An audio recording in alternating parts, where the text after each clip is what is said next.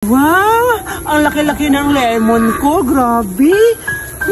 Sobrang bilis lang talaga ng panahon ngayon. Nung una, pinatalim ko lang to sa mga hardinero ko. Ngayon, ang laki-laki na. Lumaki ka pa para meron ka ng bunga. Sa susunod, may maha-harvest na ako ng lemon. Ay ka na, Dominga? Ayun. Hala, si Mami ba yun? Oo nga, sasabihin natin na nakita natin yung iniwan na bata sa akin. Yung pulubi. Oo, tamang-tama nga. Nahanap ka ni Mami. Tara, sabihin natin. Ay, Mami! Mami! Uy, mga anak! Naparito kayo. Ano sa atin? May sasabihin kami, Mami. Ano? Alam mo ba yung iniwan na sa'yo na bata? Sino yun? Naalala mo ba yun? Naalala mo ba yung una? Oh, bakit? Yung nakita namin. Parang pulubi na, na namasura. Masura siya sa kasada. Nandun siya. Nandun, no? Puntahan natin, Mami. Uy, talaga ba, anak? Pero wait lang, anak. Meron akong surprise yung dalawa. Ano yan, Mami? Excited na kami. Excited na kami makita yun. Wait lang, anak. Pumikit yung mga mata ninyo tapos ipapakita ko sa inyo kung ano ang regalo ko sa inyo. Di, Mami, ha? Ay na, Mami, pagpikita kami. Sige, nakikita kayo. Chuck, magugustuhan to ng mga anak ko. Sige, anak, hawak kayong dumilat, ha? Ito na, wait lang, ha? Sabi ko lang sa'yo, idilat na yung mata nyo. Tapos, sasabi ko ng 3, ididilat nyo na. Siguradong magugustuhan to ng mga anak ko. Ito na, anak, dilat na kayo! Wow! Ang ganda! Ang ganda! Cellphone, Mami! Yes, dahil nabayan niyo yung mga anak, meron kayo nagdala sa akin.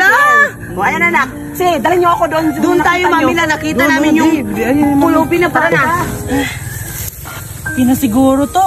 Ibibenta ko tong mga kahoy na to. For sure, mahal to. Saan pa kaya ako makakakita dito sa bundok ng mga kahoy? Alam ko, balita doon sa bayan, mahal daw yung kahoy.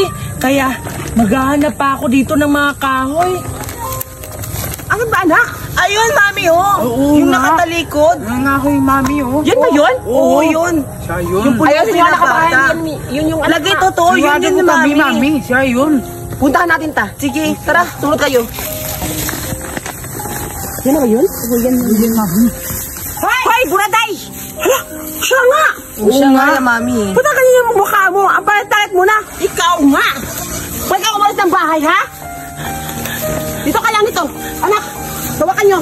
Sige, Mami, hawakan namin to. Hindi na to Ba't ka umalis makakatakas. ng bahay? Ha? Tinatakasan mo ako, ha? Sinasaktan niyo po kasi ako eh. Hindi mo ba alam? Yung mama mo, sa akin ka binilin. Tapos maalas-alas ka lang? Ay, ano ba kung kasi utak niyan? Sorry. Ang ginagawa mo? Nangungulit ng kahoy? Huwag po, ibibenta ko po ito eh. Mga anak, kunin mo yung kahoy. Kunin niyo yung kahoy. Bilis to. Bilis. Kita ka. Bibilis ko Ikaw talaga, ha? Ang sama-sama na ugali mo. Oo nga. Dapat na sa'yo yan. Dapat na sa'yo yan. Pwede ka pa dyan? Ano ka? Ikaw nga dito. Ha? Pinabayo ka. Huwag kang mayak-iyak, ha?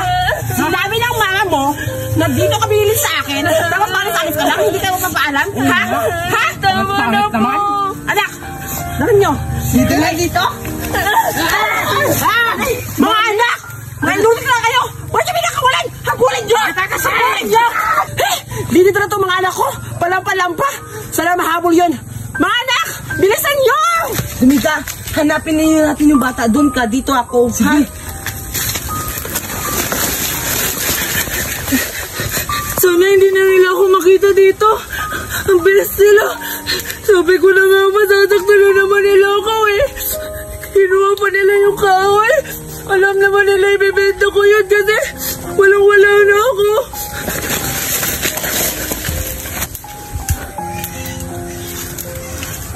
Nasaan na kaya yung si Buraday? Ang bilis na wala. Hanapin ko nga. Ito yung si Buraday. Ang bis-bis man nawala. Bis makmo. Hanapin ko. Magpagalitan kami ni mami. Sana mabulin niyo yung mga anak ko! Lindi talaga na buraday yun! Umalis pa, nakatakas pa! Ayun yung mga anak ko! Baka nakita na nila! Puntahan ko na! Mami! Hoy! Anak! Ang nahanap mo na ba? Hindi namin nakita. Hindi mo nakita! Mami! Oh, nakita niyo ba? Hindi. Ang bilis-bilis mo tumakbo eh. Mga lampat ang dalawa! Huwag kayong uuwi sa akin pag hindi nyo nakita si Zoraida kasi hindi natin yun! Alam niyo na ba siguro na yung mama nun, magpapadala sa akin. Hindi yung magpapadala pag hindi na makita si Braday. Hanapin nyo. Huwag ka Ay, nako, ng mga bata nito. Dito na mga bata yun. Tumatawag. Hala, si Duray, tumatawag na. Eh, paano ako ito sasagutin niya? Wala si Braday. Pero okay lang yan. Gagawa ako ng paraan para maano. Hello, Mari? Oy, Mari, kumusta yung anak ko dyan? Mari, okay lang yung anak mo dito. Tumaba na. Eh kaso, ano siya, Mari, naglalaro kasama yung mga bata ko. Uy, Mari, kumusta ka pala dyan? Okay lang, Mari. Ay, ganun ba, Mari? Naglalaro yung anak ko sa labas? Ay, talaga, Mari, tumaba na. Tamang-tama pala talaga kasi yung mga binili kong mga damit, malalaki. Wow, talaga bang, Mari? Sana naman, Mari, meron naman pasalubong yung mga anak ko at saka sa akin. Kasi, alam ko naman na masasaya yung mga anak ko pag meron sa kanila regalo. Ay, oo, Mari. Binilahan ko talaga yung anak mo. At saka sinamahan na din kita kasi yun na yung tulong ko sa pag-aalaga ng anak ko. Aba, syempre, Mari. Salamat talaga, Mari, ha? Tsaka pala, Mari. Mari, need ko ng ano ngayon, pera. May pera ka ba dyan? Kasi ang laki ng babayarin ko sa kuryente. Need ko talaga kasi yung pera ko dito, Mari, is kukulangin. Ay, Mari, akala ko mayaman ka. Eh, bakit parang naghihirap ka ngayon? Mari, alam mo naman siguro.